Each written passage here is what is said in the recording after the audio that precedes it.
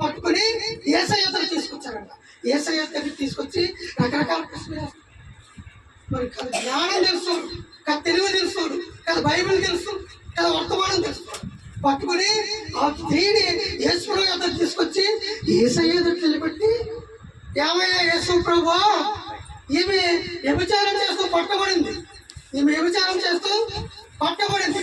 మరి మోసే ధర్మశాస్త్ర ప్రకారం ఈమెను రాళ్ళ కొట్టి చంపేయమనింది. మరి ఏమి చంపేయమంటావా అని అడిగితే యేసుప్రభు మౌనంగా నిలబడి వారి వైపు చూస్తూ ఉంటాడంట. ఇంకేం మాట్లాడతారన్నా, తెలివైన వాడు కదా, జ్ఞానం కలిగి ఏం మాట్లాడతారో విందామని చూస్తూ ఉన్నాడంట. విన్నాడంట.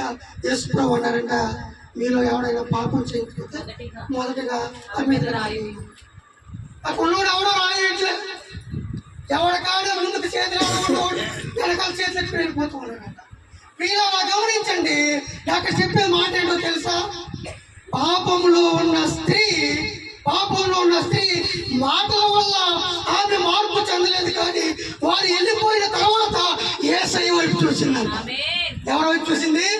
యేసయ్య వైపు చూసినప్పుడు ఆమెలోనికి తెలియని దుఃఖం ప్రారంభమైంది. ఆమెలో ఆమె ఏడుస్తూ ఉంది. ఆమెలో ఉన్న పాపము ఆమెకి జ్ఞాపకం వస్తూ ఉంది. తన పాపాన్ని జ్ఞాపకం చేసుకుని యేసయ్య వైపు చూస్తూ ఏడుస్తుందంట. యేసయ్య అంటారంట, అమ్మా ఏడాపరా, ఇంటికి వెళ్తాం, వాళ్ళు ఏమని అన్నారా? లేదయ్యా. వారు ఏమైనా తిట్టారా? తిట్టలేదయ్యా. మరి ఏంటి నీ భయము? ఆమెలో ఉన్న భయం ఏంటో తెలుసా? నేను పరిశుద్ధిని ఎదుట పాపం చేసి నిలబడి ఉన్నాను. పరిశుద్ధిని ఎదుట పాపం చేసి నిలబడి ఉన్నాను.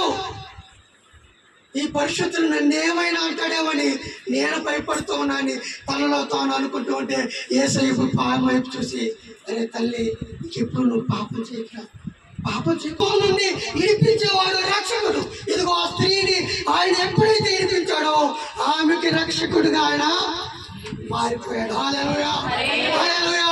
అందుకే ఆయన మీ కొరకు రక్షకుడు, ఆయన మన కొరకు రక్షకుడు. ఆ కాలంలో ఉన్న జనులకు ఆయన రక్షకుడు. హల్లెలూయా, హల్లెలూయా. అందుకే మీ కొరకు ఆయన ఏమై ఉన్నాడు? రక్షకుడై ఉన్నాడు. ఆ కాలంలో జరిగింది చెప్పుకున్నాం, బాగుంది.